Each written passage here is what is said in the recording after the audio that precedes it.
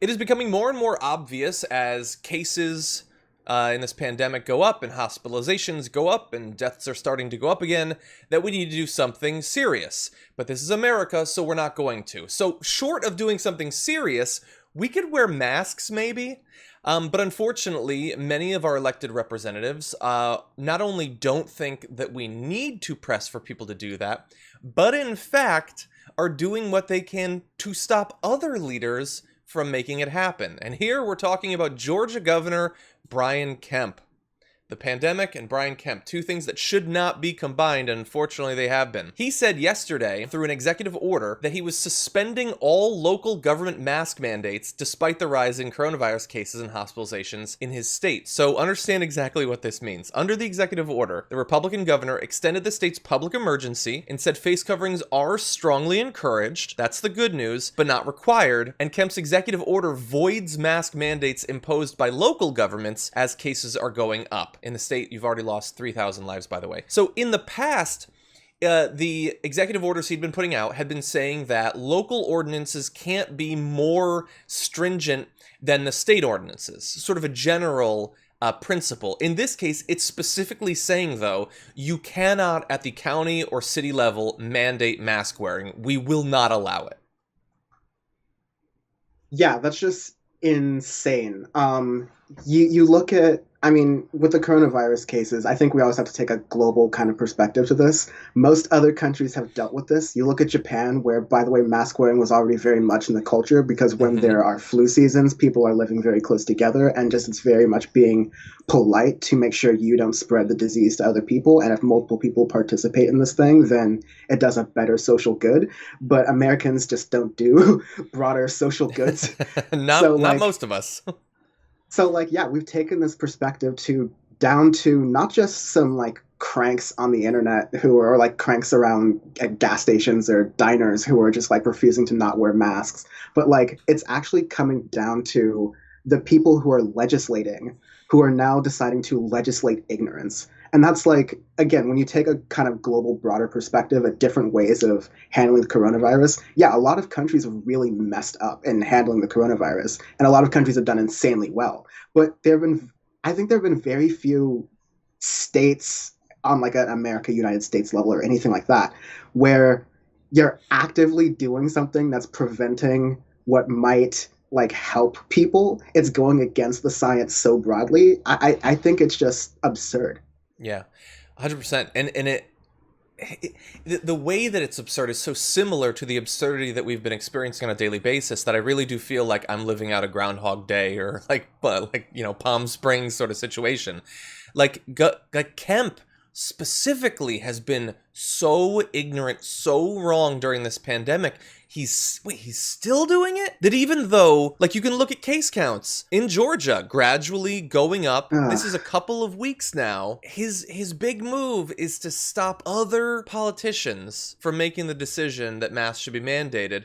And understand that this is the same Brian Kemp who back in early April admitted that he had just learned that asymptomatic people can spread coronavirus. So maybe not necessarily the person with the intellectual curiosity, intellectual grounding to be making these sorts of decisions, and not just decisions. This isn't just, I'm not going to mandate it. It's none of you can mandate it. So if Atlanta wants to do something more serious or Savannah has an issue with it and the mayors of both do, they're both speaking out against this, they can go screw themselves, according to Brian Kemp. There's nothing they can do. They have to risk the lives of their citizens. It's madness. Yeah, I like the way you frame that, John, honestly, because the argument's going to be from the Republican side, that's just literally only taking a political perspective and kowtowing to Trump on this, that Brian Kemp is protecting rights and protecting freedoms. Well, on even that like sort of hardcore libertarian basis and that logic, wouldn't it almost kind of make sense that they are, as the governor, preventing the freedoms of these states, of these cities and local municipalities from protecting themselves and protecting their people?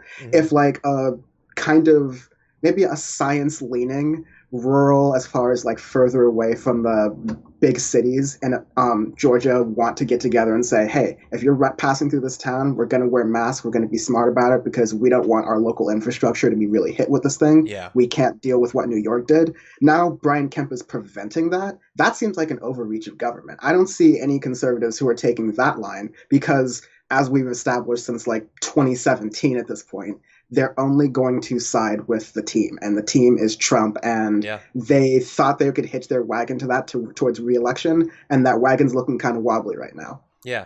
Yeah, and you're 100% right in terms of the team. If Trump said, you know what, I've been thinking about it, and I'm really strong on masks, so strong, big masks, love them, they should all be mandated. Like, what do you think, Brian Kemp would be like, no, I'm standing on principle, no mandates. No, he would flip immediately over.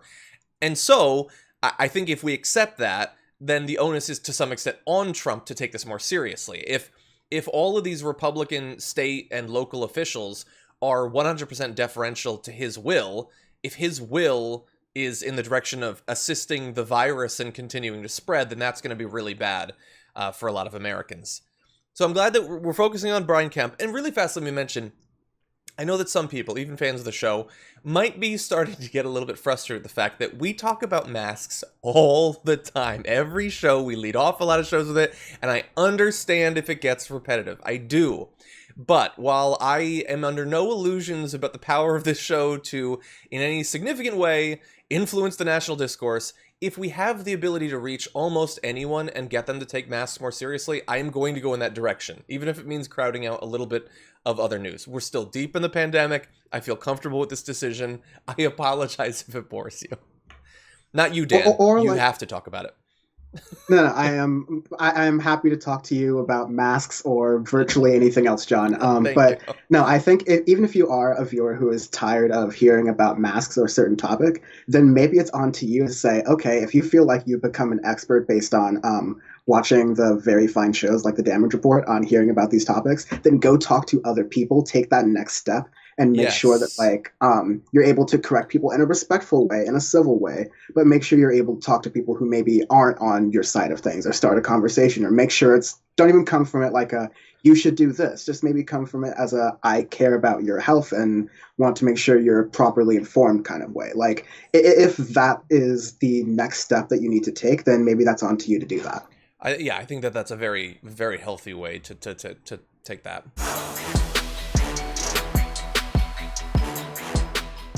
For more political news breakdowns, interviews, stories of activism, and me trying my hardest to care about the occasional big celebrity news story, subscribe to our YouTube channel at youtube.com/thedamagereport. And you can ring the bell wherever it is so you don't miss anything.